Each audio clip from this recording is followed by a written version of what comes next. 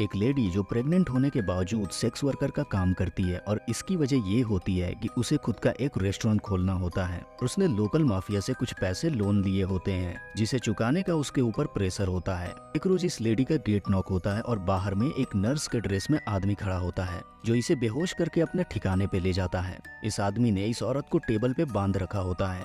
वो इस औरत के पेट को चीर देता है और उसमें पल रहे फीटस को अपने हाथों से ही बाहर निकाल लेता है। उसके बाद वो इस फीटस को धोता है और एक जार के अंदर प्रिजर्वेटिव में डाल देता है। सूजन एक जानी मानी साइकोलॉजिस्ट है और एक रोज वो न्यूज पे देखती है कि कैसे एक किलर ने एक औरत के पेट से उसका फीटस निकाल लिया। इस किलर ने पहले भी ऐसे कई मर्डर्स किए हैं और वो दीवार पे एक मैसेज लिखता है कि मैं अकेलेपन की गहराइयों में गिरा जा रहा हूँ और मुझे थामने वाला कोई नहीं है। अगले रोज सूजन के ऑफिस में मार्क नाम का एक यंग लड़का थेरेपी के लिए आता है।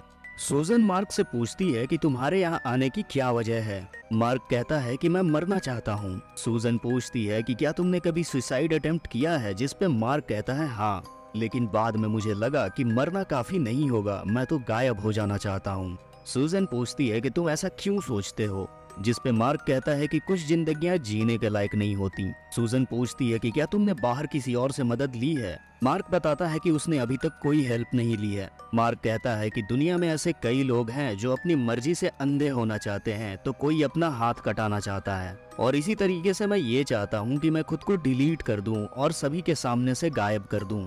मार्क बीच में ब्रेक लेकर वॉशरूम चला जाता है। सूजन मार्क का अपॉइंटमेंट लेटर चेक करती है जिसके पीछे मार्क ने कुछ ऐसे डिटेल्स लिखे होते हैं जिसे देखकर सूजन डर जाती है और वो कुछ इन्फॉर्मेशन निकलवाने के लिए अपने हस्बैंड को कॉल तो लगाती है, लेकिन तभी मार्क वापस आ जाता है। वो मार्क से कहती है कि उसे अर्जेंटली घर जाना होगा। मार्क उसे लगभग धमकाते हुए कहता है कि अभी भी मेरे 40 मिनट बाकी है, इसलिए तुम बैठ जाओ। सूजन मार्क से कहती है कि तुम यहाँ से चले जाओ वरना मैं हेल्प बुलाऊंगी, लेकिन मार्क अपनी जिद पे टिका होता है। सूजन जब सिक्योरिटी बुलाने के लिए बाहर जाती है तो गेट लॉक होता है। अब तक सूजन को ये एहसास हो जाता है कि मार्क एक नॉर्मल इंसान नहीं है।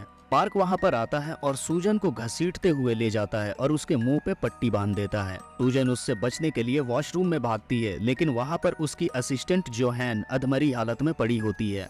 तब तक मार्क भी वहाँ पहुँच जाता है और सूजन को बुलाता है। मार्क कहता है कि अभी भी आधे घंटे बचे हुए हैं और अगर तुमने मेरा इलाज कर दिया तो मैं तुम्हें यहाँ से जाने दूंगा। मार्क की बातों से रिवील होता है कि मार्क ही वो किलर है जो प्रेग्नेंट औरतों को मार रहा था। सूजन पूछती है कि तुमने प्रेग्नेंट लेडीज को क्यों मारा। तब मार्क कहता है कि मैं तो बच्चों को आजाद करना चाहता था। वो आगे पूछती है कि क्या तुम मुझे भी मारने वाले हो, जिस पे वो कहता है कि नहीं पता। आगे वो पूछती है मैं तुम्हारा दिमाग कैसे बदल सकती हूँ। तब वो कहता है कि तुम साइकोलॉजिस्ट हो, तुम्हें खुद पता होना चाहिए। सूजन उससे कहती है कि मैं अपने पेशेंट को जिस तरीके से ट्रीट करती हूँ उसमें तुम्हें सोफे पर लेटकर अपनी आंखें बंद करनी होंगी। इनिशियली मार्क ऐसा करने से मना करता है, लेकिन सूजन के जिद करने पे वो मान जाता है और उसके सामने सोफे पर जाकर लेट जाता है। सूजन उससे पहला सवाल पूछती है कि तुम्हें क्या दिखाई दे रहा है, जिस पे मार्क कहता है कि मेरा छोटा भाई जन्म लेने के 1 सप्ताह बाद मर गया था, लेकिन उसका मर जाना अच्छा था क्योंकि मैं उससे नफरत करता था। मार्क बताता है कि 5 साल की उम्र में उसने सबसे पहली बार किसी जानवर को मारा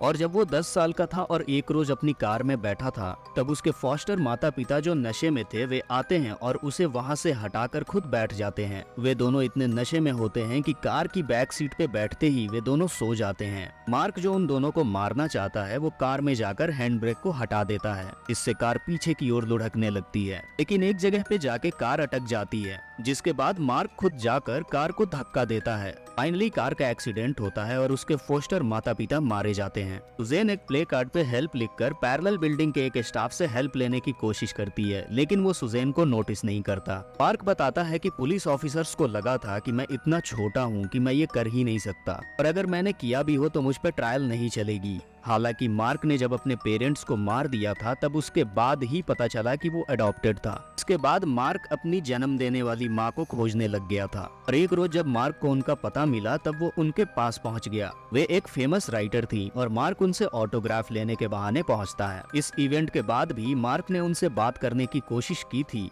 लेकिन वे मार्क को समय नहीं दे पाती और वहाँ से चली जाती हैं। मार्क सूजन को अपना एडॉप्शन पेपर दिखाता है जिससे पता चलता है कि मार्क सूजन का ही बेटा है। सूजन उससे कहती है कि तुमने ये पहले क्यों नहीं बताया, जिसपे मार्क कहता है कि मैं चाहता था कि मैं जब आपसे मिलूं तो वो खास हो। इसके बाद मार्क बताता है कि उसने जिम्मी नाम के एक आदमी से दोस्ती की। मार्क खुद को गायब करना चाहता है और इसके लिए उसे एक बॉडी की जरूरत पड़ने वाली है और जिम्मी ये जरूरत पूरी करता है। मार्क जिम्मी को अपनी कार में बिठाकर उस कार को क्रैश करा देता है। मार्क कहता है कि उसकी फ्यूनरल पे कोई नहीं आया था, यहाँ तक कि उसकी सगी माँ भी नहीं आई थी। मार्क बताता है कि वो दुनिया के लिए मर चुका है लेकिन वो अपनी माँ से मिलने आया है। मार्क का बचपन अपने अडॉप्टिव फादर की वजह से काफी अब्यूजिव होता है। मार्क पूछता है कि तुम्हें मेरे बारे में क्या याद है। सूजन बताती है कि उसके फादर उसे अपने घर ले जा रहे थे और उन्होंने कहा था कि ये बच्चा तुम्हें किसी को अडॉप्शन के लिए देना होगा। सूजन के लिए अकेले ये बच्चा पालना मुश्किल था क्योंकि उसकी माँ ऐसा नहीं करने देना चाहती थी। बाद में सूजन को रियलाइज हुआ कि उसकी माँ उसे तभी पसंद करती है जब वो उसकी सारी बातें मानती है। मार्क बताता है कि उसका स्टेप फादर कितना अब्यूजिव हुआ करता था। सूजन कहती है कि वो मार्क की मदद कर सकती है। मार्क जब पूछता है कि ये कैसे पॉसिबल है, सूजन कहती है कि तुम्हें मेरे साथ स्टेशन चल के कन्फेशन करना होगा, लेकिन उससे पहले तुम 911 पे कॉल करो और मर्डर रिपोर्ट करो। सूजन के फोन का पासवर्ड उसकी बेटी का डेट ऑफ बर्थ होता है जिसे सुनकर मार्क अपसेट हो जाता है। इसके बाद वो पुलिस स्टेशन कॉल लगाकर सूजन को बात करने देता है, लेकिन सूजन के रिपोर्ट करने से पहले ही वो पूछता है कि जो भी मर्डर मैंने किए हैं उसका जिम्मेदार कौन होगा। मार्क कहता है कि आज मैं जैसा भी इंसान हूँ उसकी जिम्मेदार सिर्फ तुम हो और इनडायरेक्टली इन सभी मर्डर्स की जिम्मेदार भी तुम ही हो। मार्क सूजन से पूछता है कि क्या तुमने मुझे ब्रेस्ट फीडिंग कराई भी थी। सूजन कहती है कि हाँ, 1 वीक के लिए। सूजन उससे कहती है कि तुम अभी भी चाहो तो ब्रेस्ट फीड कर सकते हो और मार्क को अपने पास लेकर आती है। तो मौका मिलते ही मार्क के सर पे एक ऑब्जेक्ट से वार कर देती है, लेकिन सूजन का पैर अभी भी बंधा होता है जिसकी वजह से वे गिर जाती है। मार्क सूजन को वापस घसीटते हुए लाता है और उससे कहता है कि जिन बच्चों को तुम पाल नहीं सकते उसे मार देना चाहिए।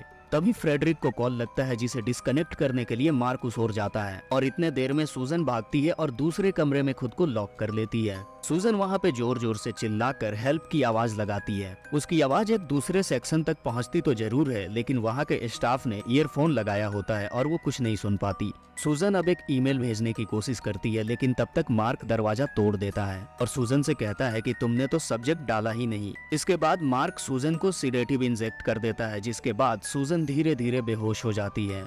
लेकिन सूजन के बेहोश होने से पहले मार्क उसे ये बता देता है उसने सूजन की बेटी को किडनैप कर लिया है और उसे एक रिकॉर्डेड फुटेज दिखाता है जिसमें वो उस बच्ची को उसकी माँ का फ्रेंड बताता है।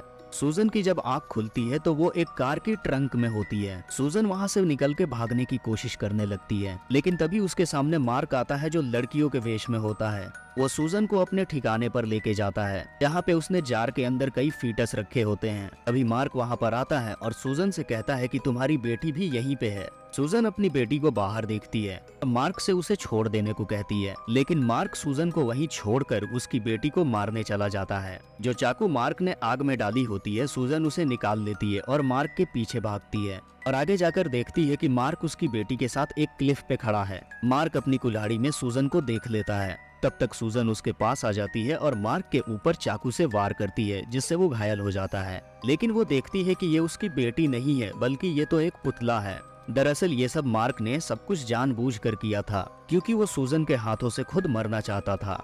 सूजन वहाँ से बच निकलती है और पुलिस स्टेशन पहुँचती है, लेकिन पुलिस स्टेशन में उससे बहुत सवाल जवाब होते हैं जिससे वो चिढ़ जाती है। पुलिस ऑफिसर उसे बताता है कि हमें ये इसलिए करना पड़ रहा है क्योंकि सभी एविडेंस तुम्हारे खिलाफ हैं। वो बताता है कि जिस प्रॉपर्टी पे सूजन को ले जाया गया था वो खुद सूजन के नाम पे रजिस्टर्ड है। सूजन को याद आता है कि मार्क उसकी सिग्नेचर को कॉपी कर सकता था और घटना की जगह पे सूजन की किताबें और उसकी कई बिलोंगिंग्स को पाई जाती हैं। सूजन ऑफिसर को समझाती है कि मार्क ने उसे जानबूझकर फ्रेम किया है। यहाँ तक कि मार्क ने सूजन की ड्रेस इसलिए पहनी थी ताकि सीसीटीवी फुटेज में ये लगे कि वो सूजन ही है। ऑफिसर बताता है कि जितनी औरतों को उनका पेट काटकर मारा गया है उन हर एक जगह पे कुछ न कुछ एविडेंस के तौर पे तुम्हारी बिलोंगिंग्स मिली हैं। दरअसल में मार्क जो सूजन के पीछे काफी लंबे टाइम से लगा हुआ था और उसके खिलाफ एविडेंस कलेक्ट कर रहा था ताकि सही वक्त पर वो सूजन को उस क्राइम में बुरी तरीके से फंसा सके जो सूजन ने कभी किया ही नहीं था। इसके बाद सूजन को अरेस्ट कर लिया जाता है और सभी सबूत उसके खिलाफ होने की वजह से उसे सजा भी सुनाई जाती है।